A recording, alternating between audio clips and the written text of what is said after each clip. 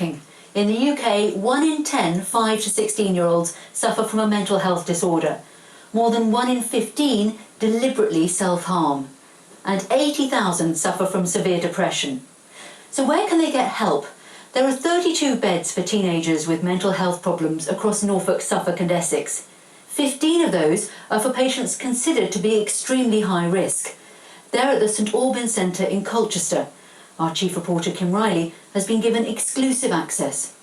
It was opened less than 2 years ago, one of only 2 adolescent mental health units across the country. This is sort of a breakout area where young people can sit.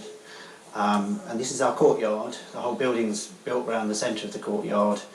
Clinical psychologist Dr Kevin Beardsworth showed me round the light and colourful complex. It's cost the North Essex Partnership Trust more than £9 million. We passed the enclosed courtyard and headed for the secure ward for young people detained under the Mental Health Act, posing a high risk to themselves and possibly others too. This is the de-escalation room when young people become very distressed, where they may need holding because they're trying to harm themselves or other people. This is the room where we bring them to help them calm down, just to keep them calm, stopping them hurting themselves.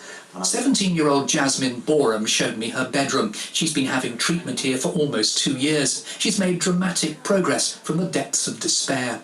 I was severely depressed. I had constant thoughts of wanting to hurt myself and wanting to die. It was pretty horrible. Had you actually tried to kill yourself? Yeah. How many times? Kind of lost count. So you were in a black despair, in a black fog, really? Yeah, I'd lost any sense of hope. I'd given up completely. What has this place done for you? It sort of cared for me when I couldn't care for myself. They've given me things to look forward to. They've kept me safe when I couldn't keep myself safe. And what about the future? Are you optimistic about the future? At the moment you're still sectioned, but you're looking beyond that. Yeah, I'm looking forward to going to college in September. I'm looking forward to new kinds of therapy. I'm looking forward to getting discharged. Are you in any sense worried about what might happen in the outside world? Yeah, naturally I'm nervous. I'm so used to being here that the idea of being out in the real world is quite scary. But you've got to face it sooner or later. What's your ambition?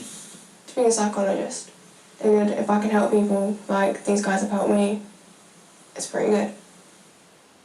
Jasmine was in class today, teacher John Belshaw briefing her on a history project. There are over a dozen teachers in the school, very calm in the classrooms today, though it's not always so.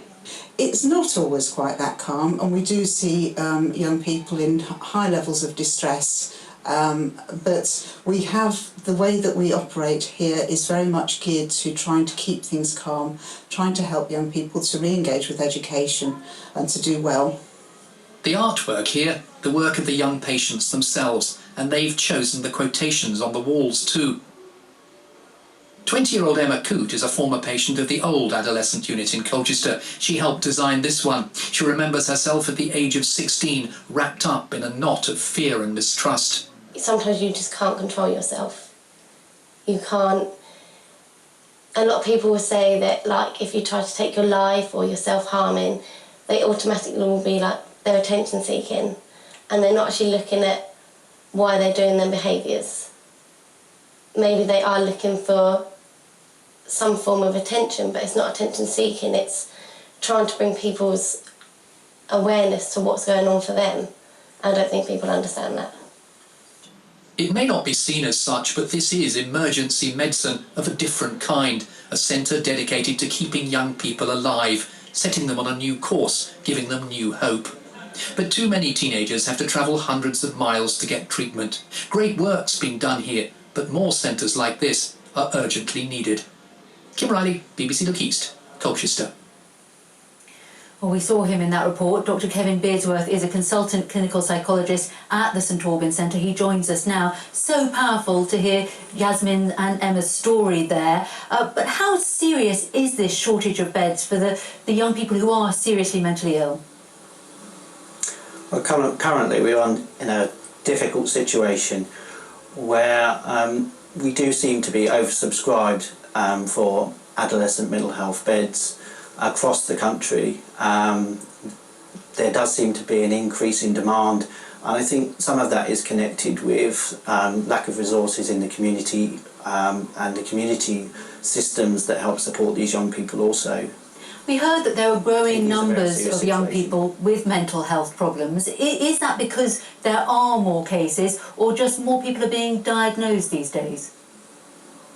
I do think we've increased our knowledge and skills with adolescent and child mental health, so we are recognising mental health earlier. The goal of that is to prevent longer term mental health problems, but I also think that the lack of resources in terms of community services mean there is a greater demand on mental health services. So I think there's a combination of us recognising mental health earlier, but also I think an increasing number of young people finding the current situation in terms of economic crisis, pressures upon them, finding this current situation very difficult and very stressful.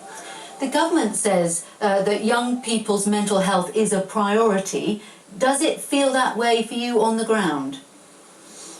It doesn't actually feel that way on the ground. I think that we often feel that mental health is the poor relation to physical health and other priorities in the NHS in terms of life-threatening conditions, but I think people have to recognise we are dealing with life-threatening conditions.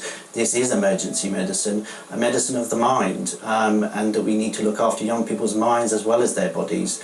And you know, this is just as distressing for the parents of these young people, the care of these young people, as if they had a physical illness, life-threatening physical illness. These are chronic conditions that we need to treat early and put a great deal of resources in now.